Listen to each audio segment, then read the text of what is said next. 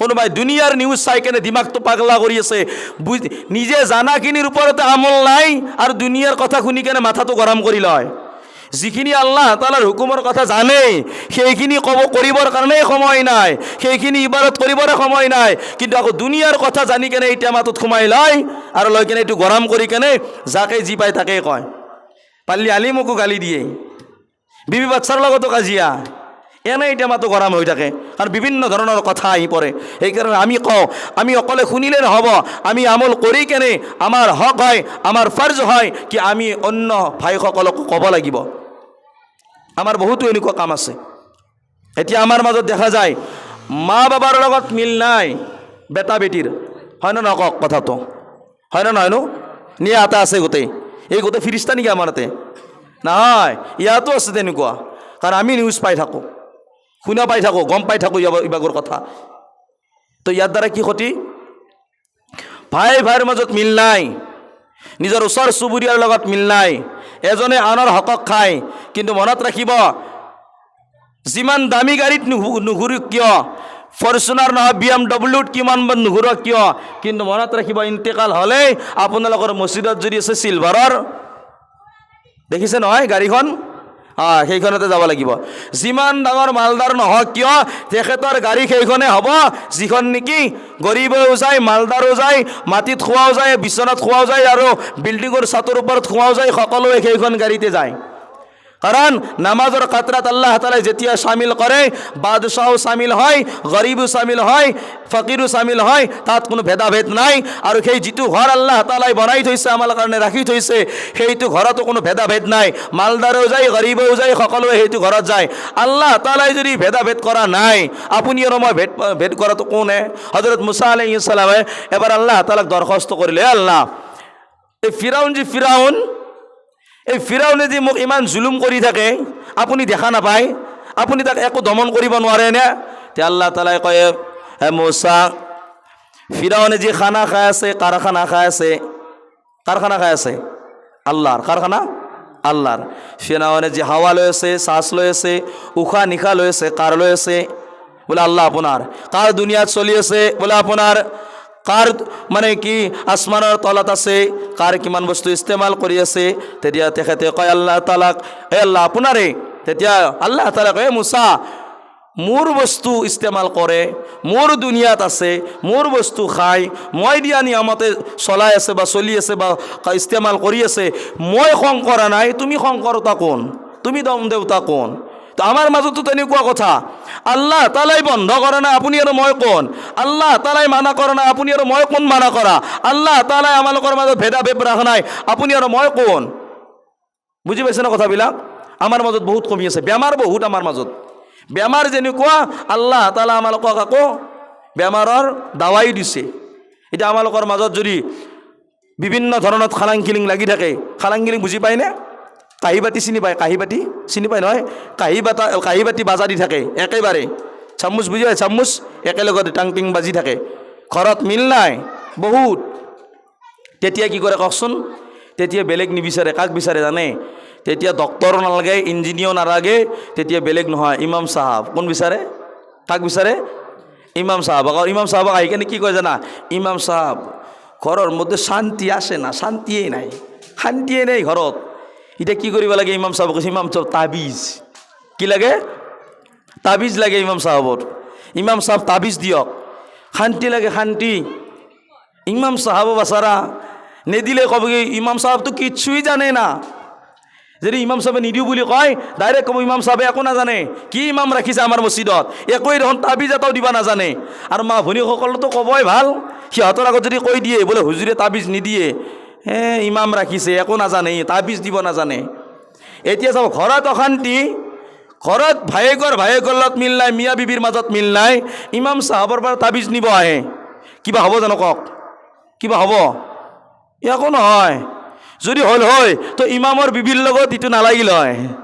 বহুত ইমাম আছে ঈদৰ সময়ত গম পায়, বিবিৰ লগত যিটো কাঁহী বাতি বাজা দিয়ে ঘৰৰ ভিতৰত, আল্লাহ।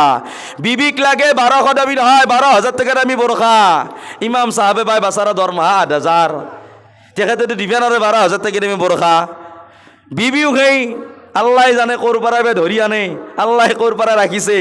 বিবিৰ লগতো কি একেবাৰে খাটাং খিটিং বাজি থাকে, কিন্তু ইজ্জতৰ কাৰণে, সন্মানৰ কাৰণে কোনো মানুহৰ ওচৰত প্ৰকাশ তেখেতে নকৰে। এনেকুৱা বহুত বিবি আছে, অকলে ইমামৰে নহয়, প্ৰায় মানুহৰে বিবি এনেকুৱা আছে মতলাবী, বুজি পায়নে মতলাবী? আৰু সেই মতলাবী কৰে ঘৰত ইমাম চাহাবৰ পৰা তাবিজ আনিব যায়।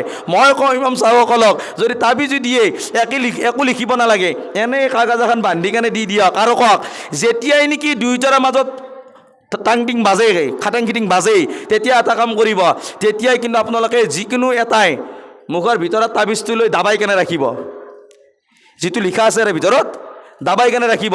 তেতিয়া কথা কওক, যেতিয়া নেকি দাবাই কেনে ৰাখোঁ মুখখন বন্ধ হ'ব, তেতিয়া কাজিয়া হ'ব নেকি? কাজিয়া হ'ব না? কাজিয়া নহয়, এনেই লিখি কেনে দি দিয়ক। এনেই বহুত মানুহৰ আকিদা তাবিজৰ ওপৰত থাকে, বহুতৰ নামাজৰ খবৰ নাই, তাসবিহ তিলাৱাতৰ খবৰ নাই, জিকিৰ আজকাৰৰ খবৰ নাই, মা ভনীৰ পৰ্দাৰ খবৰ নাই, কিন্তু তাবিজৰ পিছত লাগি থাকে। আল্লাহ ৰাসূল সাল্লাল্লাহু আলাইহি ওয়াসাল্লাম ने फरमाया, मुस्नद अहमद शरीफ हदीस है, मन अल्लका तमीमतन फकद अशराक, मन अल्लका तमीमतन उकिला इलै, मन अल्लका तमीमतन फला अतरमहु अल्लाहु लहु। नबी ने फरमाया, जिसने ताबिज लटकाया उसने शिरक किया। जिजने ताबिज লৈছে কিজনে শিরক কৰিছে। যদি ডাইরেক্ট যদি তাবিজের উপর থাকেন, যদি ডাইরেক্ট তাবিজের উপর থাকেন, যদি ইমাম সাহাবার তাবিজত যদি ইমান বরকত হল হয়, ইমান যদি পাওয়ার হল হয়, তেনেহলে ইমাম সাহাবৰ ঘৰত খাটাং খিটিং আল্লাহ দৰওয়াজাৰ পৰা বস্তিলৈকে বাড়িৰ পিছলৈকে গোটেই তাবিজেৰে ভৰ্তি কৰি থৈ দিলে পুতি পুতি। কাৰণ বিবিও নামানে, তো বুজা যায় এইবিলাক বস্তু আমাৰ সোচ, আমাৰ বুজ, আমি বুজি পোৱা শক্তি আমাৰ মনত বহুত কম আছে। আমি যিটো বুজিব লাগে সেইটো বুজি নাপাওঁ, যিটো বুজিব নালাগে সেইটো বুজি পাওঁ। এতিয়া দোকান দিয়ে, আপোনালোকৰ দোকান দিয়ে নে? নতুন নতুন দোকান দিয়ে নহয় মানুহে। দোকান দিয়াৰ সময়ত কাক মাতেনো? এটা লাইনৰ পৰা যায় আছোঁ, কাক মাতেনো? দোকান দিয়া যেতিয়া নতুন ষ্টাৰ্টিং কৰে কাক মাতে? ইমাম সাহাব। উত্তৰটো দিব, ইমাম সাহাবক মাতে, হয়নে নহয়? ইমাম সাহাব আহে, জালালিয়াৰ পৰা হুজুৰো আহে, কাৰী সাহাব আহিব, মুফতি সাহাব আহিব, লগতে আমিৰ সাহাব আহিব, জামাতৰ ওচৰৰ দুইজন গণ্যমান্য ব্যক্তি আহিব, হয় না নহয়? আৰু যিজন হুজুরকে মাতিব, হুজুর কব, হুজুর খালি হাতে আসেন আপনি? বলে কেন? বলে 3টা তাবিজ নিয়েছো, 3টা তাবিজ। আৰু ইমাম সাহেবে তাবিজ বঢ়িয়াকে লিখি লৈছি, নেদিলে তো মৰাণ। আৰু এটা তাবিজত 500 টকা। কিমান? 500। 3টাত কিমান হ'ব? 1500 টকা। কোনি মাতে? 1500 টকা। অলপমান লিখি দিয়াৰ লগে লগে 1500 টকা। এতিয়া তেখেতে আনিছে আৰু কৈছে একটা মানি বেগে ৰাখবি, বৰকত আসবে, বৰকত। বৰকতৰ কাৰণে এটা মানি বেগত ৰাখবো, আৰু একটা আলমাৰিত ৰাখিব, গডৰেজত ৰাখিব, বৰকত আহিব, বৰকত। আৰু এটা দোকানৰ সন্মুখত লটকাই কেনে ৰাখবো, বৰকত আহিব। মই কওঁ যদি ইমাম সাহাবৰ তাবিজত যদি ইমান বৰকত হল হয়, তো ইমাম সাহাবে 10,000 টকাত ইমামতি নকৰিলে হয়। হোজাইৰ যিকেইখন মোবাইলৰ শ্ব'ৰুম আছে চব ইমাম সাহাবৰ হল হয়। হোজাইৰ যিকেইখন গাড়ীৰ শ্ব'ৰুম আছে, দামী দামী থাৰ, ফৰচুনাৰ, BMW, যিমান ডাঙৰ ডাঙৰ দামী দামী গাড়ীৰ শ্ব'ৰুম আছে চব ইমাম সাহাবৰ হল হয়। একদম তাবিজ লিখি কেনে পুৰা বৰকাতে বৰকাতে বৰকাতে টানি ল'ল আহে একেবাৰে, হয় নে নহয় কওক আপোনালোকে? এইবিলাক নাই। জাত ইয়াকিন ৰাখো আল্লাহ তাআলাৰ ওপৰত। আৰু প্ৰথম দিনাই মাতে কি? সূৰা ইয়াসিন। ইমাম সাহাবাই আহি কেনে তিলাওয়াত কৰে সূৰা ইয়াসিন। কিন্তু 4-5 দিনৰ মূৰত সেই দোকানৰ সন্মুখেদি গেলি শুনা যায় হানি সিং। বুজি পাইছে? উই বা প্রথম দিনে কি দোকান দিয়ার লগে লগে সূরা ইয়াসিন তিলাওয়াত কৰি কেনে দোয়া কৰে ইমাম সাহেবে, আল্লাহ তাআলা এই দোকানখনত বৰকত আতা ফৰমা, হালাল ৰিজিক উপাৰ্জন কৰাৰ কাৰণে তৌফিক আতা ফৰমা। দোয়া কৰিলে যেতিয়া নেকি ইমাম সাহেব ওলাই গ'ল, দ্বিতীয় দিনৰ পৰা সেই জাহান্নামৰ টুকুৰা, বুজি পাইছে, বক্স, বুজি পাইছে নহয়, হোম থিয়েটাৰ আনি কেনে তাত ইটো কোণা তাতা, সেইটো কোণা তাতা, পিছপিনে 2-3টা, তাত যেতিয়া এনি টাইম সেইটো বাজি থাকিব, সেই জাহান্নামৰ বস্তুবিলাক বাজি থাকিলে, হাৰাম বস্তুবিলাক বাজি থাকিলে বৰকত আহিব? কওকচোন আপোনালোকে, বৰকত হ'ব? কেতিয়াও নাহে বৰকত, কেতিয়াও নাহে মোৰ ভাই, সঁচাই কৈছোঁ। আমাৰ জিন্দগীৰ বোলে আবাৰ আমি ঘূৰি চাওঁ, আমি নিজৰ ফালে চাওঁ, বেলেগৰ পিনে চাই লাভ নাই, আমি নিজৰ ফালে চাওঁ, আমাৰ ভিতৰত কিমান কমি আছে। আমি বাছ দেখা দেখি মুছলমান হৈছোঁ, মুছলমানৰ যিটো কাম আছিল সেইটোৱে নাই।